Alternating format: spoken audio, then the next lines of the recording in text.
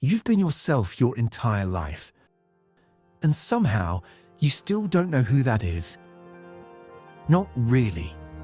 You know what you're supposed to want. You know exactly which parts of yourself to keep quiet and around whom. But strip all of that away. What's left? Most people spend their entire lives never finding out. Not because the answer isn't there, because finding it means facing something the mind will do almost anything to avoid. There's a strange flatness that settles into a life like that. You notice it in small ways at first. The job that should feel like enough. The relationship that looks right from outside. The hobby you used to love and now have to convince yourself to do. You call it burnout, or a phase, or you don't call it anything because you're too tired to ask. But Carl Jung had a precise word for it. He called it living entirely in the persona. The persona is the version of you that's appropriate.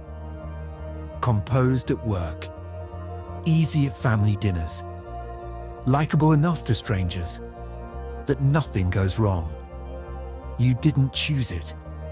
It was assembled slowly, automatically by the part of your mind that learned which parts of you were welcome and which were not. Jung wasn't against it. You need a persona, a surgeon who weeps through every operation isn't more authentic, just less useful. But here's what nobody tells you about the mask.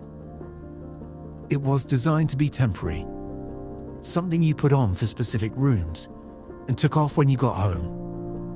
The danger is what happens when you wear it so long, you forget you can take it off. You feel it in moments that should be easy.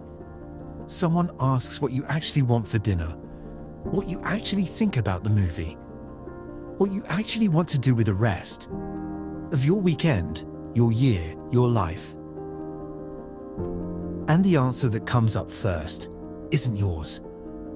It's a calculation. What would they prefer? What would be reasonable?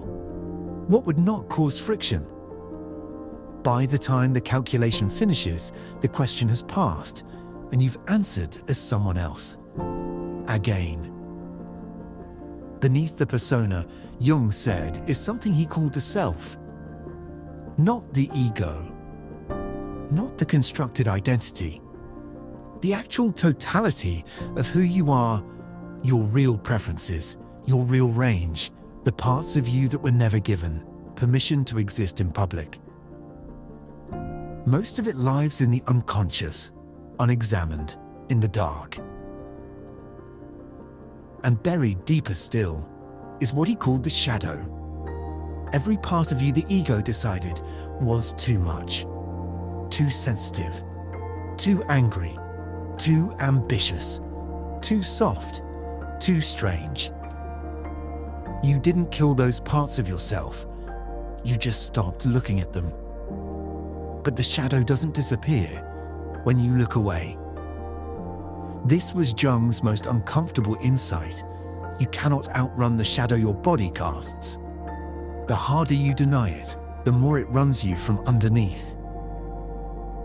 It leaks out in ways you can't explain. The irritation that's actually envy. The criticism that's actually longing.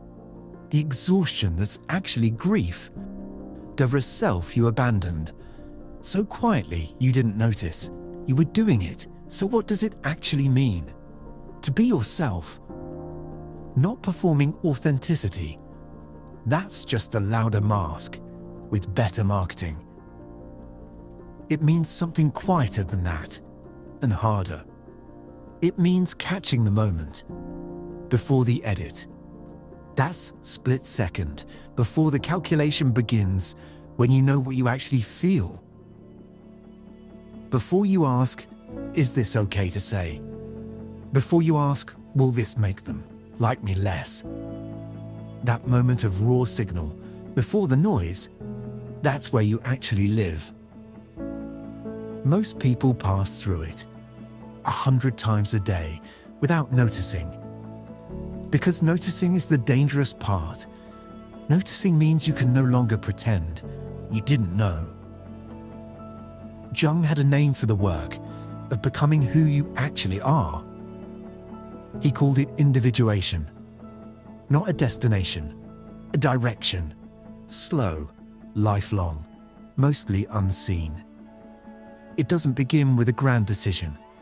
It begins with one honest question, asked in private, asked without judgment. What do I actually want right now? Not what should I want? Not what would look good. What do I actually want? Most people can't answer that. Not because the answer isn't there, because they've spent so long filtering the question, they've lost access to it. The mask was never the enemy. It kept you safe when safety mattered. But somewhere along the way, safety stopped being the problem. And the mask became one. You won't know you're finding yourself. When everything suddenly feels clear, you'll know it in something smaller. A preference that comes without checking. A no that arrives without an apology. A moment in a room full of people when you say what's actually true. Dance stay in your body while you say it. Those moments are small. They don't feel like breakthroughs.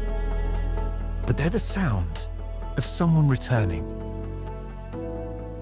It's the examined life.